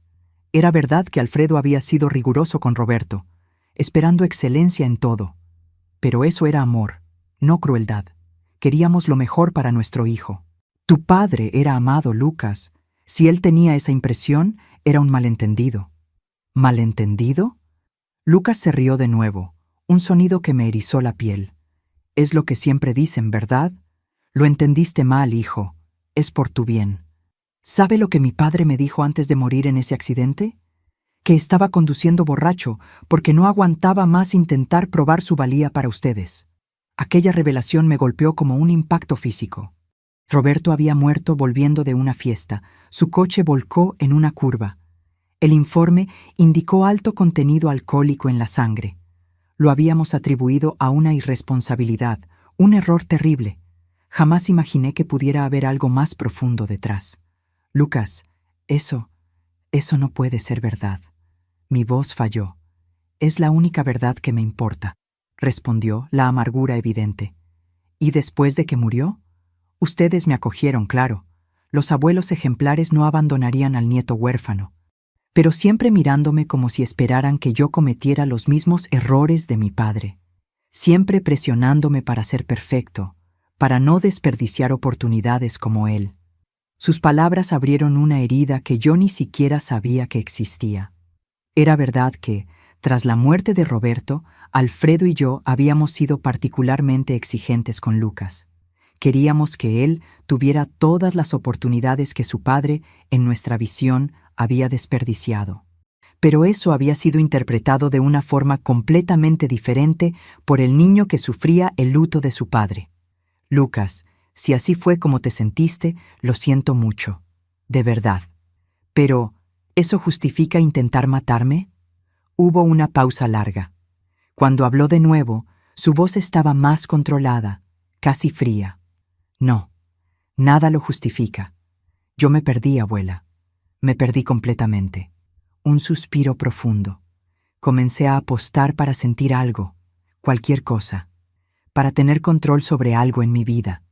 Cuando me di cuenta, debía millones a gente que no acepta excusas. Podríamos haber conversado, Lucas. Yo te habría ayudado de alguna forma. ¿Cómo? ¿Dándome un sermón sobre responsabilidad financiera? ¿Comparándome con el hijo de su amigo que se hizo médico? Se rió amargamente. Además, ya era demasiado tarde. El tiburón no es exactamente paciente con deudores. O yo pagaba o... Entonces decidiste que yo tenía que morir. Concluí, el dolor de aquella verdad aún fresco. Fue idea de Amanda inicialmente, admitió después de un momento. Ella dijo que sería más limpio, más rápido. Una señora mayor, un accidente doméstico, nadie cuestionaría mucho. La herencia vendría a mí. Yo pagaría las deudas y seguiríamos adelante. La frialdad con que él describía el plan para asesinarme me dejó nauseada. ¿Cómo habíamos llegado a este punto? ¿Cómo no me di cuenta de la profundidad de la disfunción en nuestra familia? ¿Y ahora? ¿Cuál es el plan, Lucas? La casa está rodeada. No hay salida. Otra pausa larga. No sé. Sinceramente no sé. Vine hasta aquí buscando algo que pudiera vender rápidamente. Joyas, documentos de valor, cualquier cosa, pero no encontré nada útil. ¿Qué harías si lo hubieras encontrado? Pregunté, genuinamente curiosa. Intentaría negociar con el tiburón, ganar más tiempo. Pero ahora, su voz se desvaneció y de fondo pude escuchar lo que parecía ser Amanda llorando. Lucas, ríndete a la policía. Es la única opción ahora. Tal vez, con un buen abogado, considerando las circunstancias, tu sentencia pueda ser reducida. ¿Sentencia? Él se rió de nuevo, aquel sonido perturbador. Abuela, usted realmente no entiende, ¿verdad? El tiburón ya sabe que no voy a pagar. Incluso en la prisión me encontraría. Y sería mucho peor que cualquier cosa que el sistema penitenciario pudiera hacer. Un escalofrío recorrió mi espalda al darme cuenta de la gravedad de la situación. Lucas no solo estaba huyendo de la policía, sino de criminales que no jugarían según las reglas de la ley y el orden. Podemos protegerte, ofrecí, aunque sin mucha convicción. Testigo protegido, tal vez. Para eso yo tendría que entregar al tiburón, lo que sería básicamente firmar mi sentencia de muerte. Suspiró profundamente. No hay salida, abuela. Yo lo arruiné todo, completamente. Algo en el tono de su voz me alarmó. Era resignación, pero con un trazo de finalidad que me aterrorizó. Lucas, ¿qué estás pensando hacer? Estoy cansado, abuela, muy cansado, de huir, de mentir, de fingir que soy alguien que no soy. Lucas, escúchame, no hagas nada impulsivo. Podemos resolver esto juntos. ¿Juntos?, preguntó, y por un momento escuché al niño inseguro que había sido. ¿Después de todo lo que hice? ¿Después de haber planeado lo que planeé hacer contigo? Para mí, Lucas, respondí firmemente. Incluso después de todo, aún eres hijo de mi hijo. Aún llevo conmigo los recuerdos del niño que fuiste, del amor que compartimos. Hubo un silencio prolongado. Miré al teniente, que me hizo señas para que siguiera hablando, que lo mantuviera involucrado. Piensa en tu padre, Lucas, continué. Si lo que dices es verdad, si Roberto realmente se sentía inadecuado, no repitas su mismo error. No elijas un camino sin retorno. Usted no entiende, murmuró. Entonces ayúdame a entender. Ven a la puerta, sin el arma, y conversemos cara a cara, como familia, con todas nuestras fallas. Escuché la respiración pesada de Lucas del otro lado. Entonces, algo inesperado. ¿Usted realmente vendría aquí? ¿Después de todo? Sí, respondí sin dudar, ignorando las miradas alarmadas de Eduardo y del teniente. Si dejas el arma a un lado, yo iré a ti. El teniente cubrió el micrófono. Señora Nogueira, eso es extremadamente peligroso. No podemos permitir... Levanté la mano para silenciarlo. En ese momento era una cuestión entre abuela y nieto, una cuestión de familia. Sin trucos, Lucas, sin más mentiras. Solo nosotros dos, conversando honestamente por primera vez en años. Después de lo que pareció una eternidad, Lucas respondió: «Ok, voy a dejar el arma sobre la mesa de la sala. Estaré esperando en el balcón, solo. Amanda se quedará dentro de la casa. Voy para allá, prometí, colgando el teléfono. El caos fue instantáneo. Eduardo, el doctor Méndez y el teniente comenzaron a protestar simultáneamente. «Es un suicidio», exclamó Eduardo. «Puede estar mintiendo sobre el arma», alertó el doctor. Méndez. «Absolutamente fuera de cuestión», declaró el teniente. «No pondremos a un civil en riesgo». Encaré a los tres con una determinación que no sentía hacía años. «Señores, agradezco la preocupación, pero esta es mi familia, mi responsabilidad. Si existe una posibilidad de resolver esto sin violencia, necesito intentarlo». «Doña Isabel», argumentó el teniente. «Él planeó matarla. Esto no es un desacuerdo familiar común. Estoy consciente de eso. Pero también sé que hay más en esta historia que simplemente maldad. Hay dolor, hay trauma generacional, hay cosas que necesitan ser dichas antes de que sea demasiado tarde». Después de más argumentos, llegamos a un compromiso. Yo iría a la casa, pero usaría un chaleco antibalas disfrazado bajo mi ropa. Policías quedarían posicionados estratégicamente, listos para intervenir a la menor señal de peligro. Y yo usaría un micrófono oculto para que pudieran escuchar la conversación. Cuando los preparativos terminaron, Eduardo sostuvo mis manos. «Por favor, tenga cuidado, no se deje manipular de nuevo». Asentí, conmovida por su preocupación genuina. «Seré cautelosa, lo prometo, pero necesito darle esta última oportunidad. No por Lucas, sino por mí misma». El trayecto hasta la casa me pareció interminable, aunque fueran solo 2 kilómetros. Cada curva de la carretera revelaba más del paisaje familiar. Pinos altos, el cielo azul de San Miguel de Allende, y finalmente, en la cima de una colina suave, la casa de madera y piedra que Alfredo y yo habíamos construido como nuestro refugio. Cuando el coche se detuvo a una distancia segura, respiré hondo y salí. Los últimos 100 metros serían recorridos a pie, sola. Sentía el peso del chaleco bajo mi blusa, un recordatorio constante del peligro que enfrentaba. A medida que me acercaba, vi a Lucas sentado en los escalones del balcón. Parecía más pequeño de alguna forma, encorvado, sin el aire confiado que siempre exhibía. Su rostro estaba pálido, los ojos rojos de quien había llorado recientemente. Me detuve a unos metros de distancia. «Lucas». Él levantó la cabeza lentamente. «Abuela, realmente vino. Dije que vendría». Un silencio incómodo se instaló entre nosotros. Tantas cosas que decir, tantas heridas abiertas, y ninguno de nosotros sabía por dónde empezar. «El arma está en la mesa», finalmente habló, haciendo un gesto vago hacia el interior de la casa. «Como prometí». Asentí, manteniendo distancia. «¿Qué te pasó, Lucas? ¿Realmente pasó?». Él pasó las manos por el rostro, un gesto que me recordó tanto a Roberto que mi corazón se encogió. Comencé a apostar en línea durante la universidad. Era solo diversión al principio, pequeñas cantidades. Luego gané en grande una vez, y aquella sensación no era como nada que yo ya había sentido. Control, poder, validación, todas las cosas que nunca sentí creciendo. Él se miró las propias manos como si pertenecieran a otra persona. Cuando comencé a perder, ya estaba viciado. Necesitaba recuperar el dinero, entonces apostaba más. Un ciclo sin fin. Conocí a Amanda en un casino clandestino. Ella trabajaba allí. Me ofreció ayuda especial con préstamos. Parecía la solución para todos mis problemas. «¿Por qué nunca pediste nuestra ayuda, Lucas? Alfredo y yo habríamos hecho cualquier cosa por ti». Él se rió amargamente. «Cualquier cosa excepto aceptarme como yo era. ¿Recuerda cuando reprobé cálculo en el primer año de la universidad? El abuelo no me habló por semanas. Dijo que yo era igual a mi padre, desperdiciando potencial. La memoria me golpeó como una bofetada. Era verdad». Alfredo había sido duramente crítico, creyendo que la severidad motivaría a Lucas a esforzarse más. «Nosotros cometimos errores», admití. «Muchos errores. Pero eso no justifica lo que planeaste hacerme».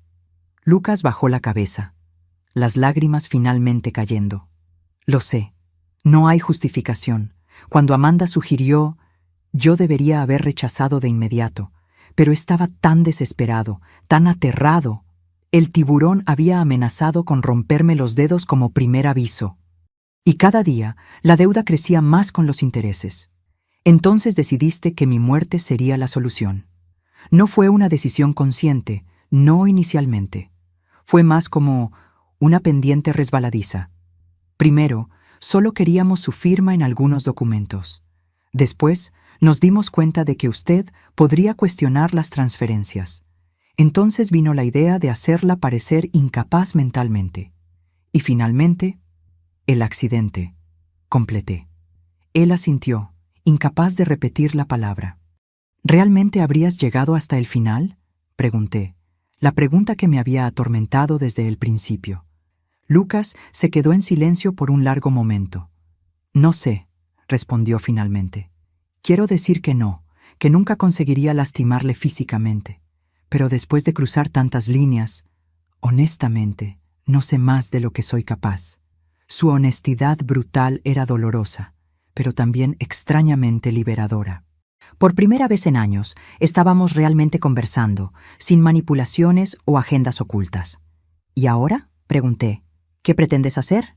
¿Qué opciones tengo? La prisión es inevitable y el tiburón eventualmente me encontrará, dentro o fuera de ella. Existe protección para testigos, sugerí. Si cooperas, denuncias al tiburón y a otros involucrados en el esquema de prestamismo. Lucas negó con la cabeza. Usted no entiende cómo opera esa gente. Tienen contactos en todos los lugares, incluso en el sistema penitenciario. No existe escondite seguro. Entonces, ¿cuál es tu alternativa? ¿El revólver del abuelo? Las palabras salieron más duras de lo que yo pretendía. Lucas levantó los ojos, el dolor evidente en su mirada. Parecía la única salida. Al menos sería rápido en mis propios términos. Me senté a su lado en los escalones, manteniendo alguna distancia, pero lo suficientemente cerca para que él pudiera sentir mi presencia. ¿Sabe lo que diría Alfredo ahora?, pregunté suavemente. ¿Que soy una decepción? Lucas respondió amargamente. No, diría que coraje no es no tener miedo, sino enfrentar las consecuencias de los propios actos, por peores que sean. Vi algo cambiar en la mirada de Lucas, un pequeño atisbo del niño que él había sido, que admiraba y temía al abuelo en igual medida. Tengo miedo, abuela, confesó, su voz casi infantil. De todo lo que viene por delante. Lo sé. Y no voy a mentir diciendo que será fácil. Hiciste elecciones terribles, Lucas, y ahora necesitas enfrentar las consecuencias de ellas. ¿Usted me odia?, preguntó súbitamente. La pregunta me tomó desprevenida. Lo miré. El nieto que había planeado mi muerte, pero también el niño que había corrido a mis brazos cuando supo que su padre había muerto. ¿Cómo definir lo que sentía? No te odio, Lucas. Estoy profundamente herida, decepcionada y aún procesando la traición. ¿Pero odio? No. Tal vez sea el privilegio de ser vieja. Saber que los sentimientos son siempre más complejos que palabras simples como amor u odio. Él asintió lentamente, absorbiendo mis palabras. ¿Qué pasa ahora? Ahora te entregas a la policía. Cuentas todo sobre el tiburón, sobre el esquema de prestamismo. Asumes responsabilidad por lo que me hiciste. Y entonces, un día a la vez, intentas reconstruir algún sentido para tu vida. ¿Y usted? ¿Qué va a hacer? Miré a la casa que guardaba tantas memorias, algunas de ellas ahora manchadas para siempre, otras aún preciosas a pesar de todo. Voy a seguir adelante, reconstruir mi vida de la mejor forma posible. Quién sabe, empezar una fundación para ayudar a personas mayores víctimas de abuso financiero, o apoyar programas de tratamiento para adictos al juego, transformar este dolor en algo que pueda ayudar a otros. Un silencio se estableció entre nosotros, no totalmente cómodo, pero tampoco hostil. Era el silencio de dos personas enfrentando una verdad difícil sobre su relación y el futuro. Finalmente, Lucas se levantó. «Estoy listo», dijo simplemente. Le hice una señal al teniente, que esperaba a una distancia discreta. Él avanzó con 2 policías más, las armas bajadas pero visibles.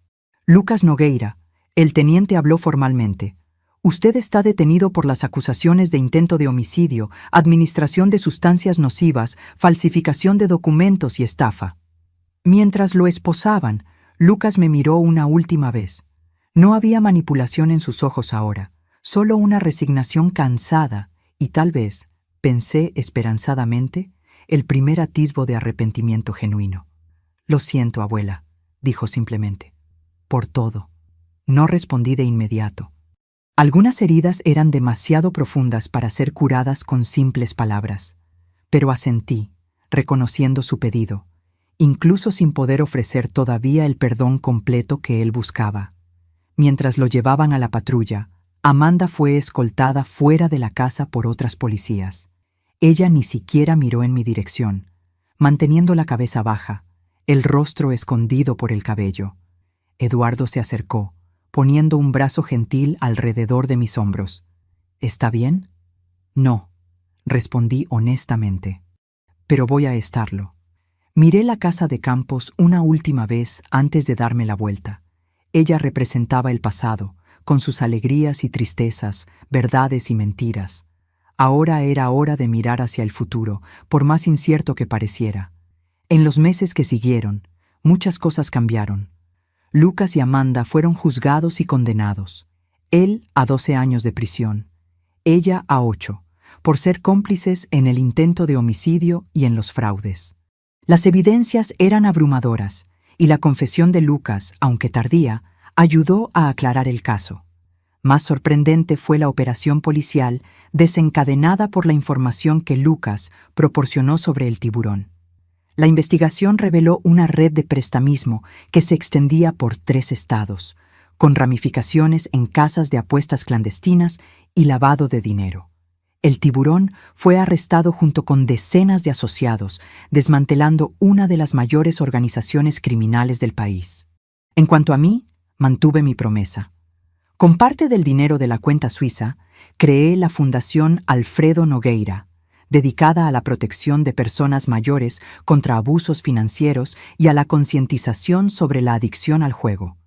Irónicamente, la tragedia personal, que casi me cuesta la vida, ahora servía para salvar a otras. Eduardo se convirtió no solo en un amigo cercano, sino en un aliado invaluable en la administración de la fundación. Su experiencia financiera y su compromiso con la ética lo hacían el socio perfecto para esta nueva jornada. Visité a Lucas en la prisión 3 meses después de su condena.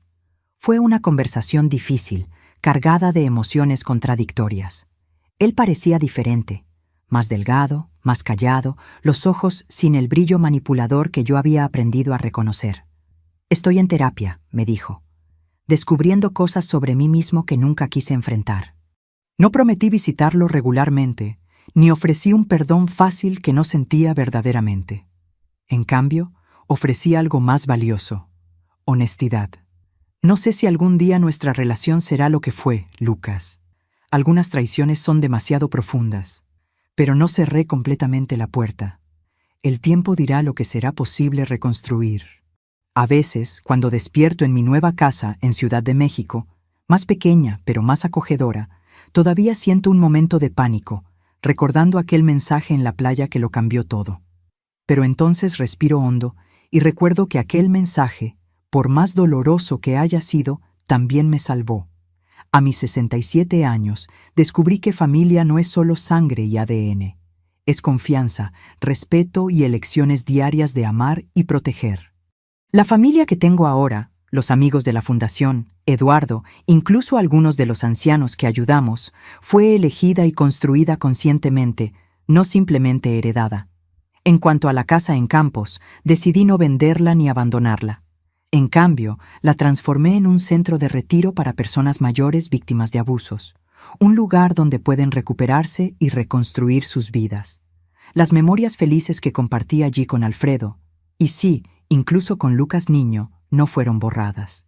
Ahora solo coexisten con el dolor, como sucede con todas las historias de familias reales. En el balcón de aquella casa, donde tuve la conversación final con Lucas antes de su arresto, instalé un banco con una placa simple: para nuevas historias y segundas oportunidades. Es allí donde me siento en las tardes de verano, observando a personas mayores caminando por el jardín, encontrando fuerza en su vulnerabilidad compartida. Y cuando el sol comienza a ponerse sobre las montañas, pienso en cómo la vida puede cambiar completamente en un único momento, con un mensaje inesperado de un extraño en una playa soleada. Ahora, si te gustó esta historia, haz clic en este próximo video que está apareciendo en la pantalla porque en él hay una historia de traición y revuelta como nunca has visto antes.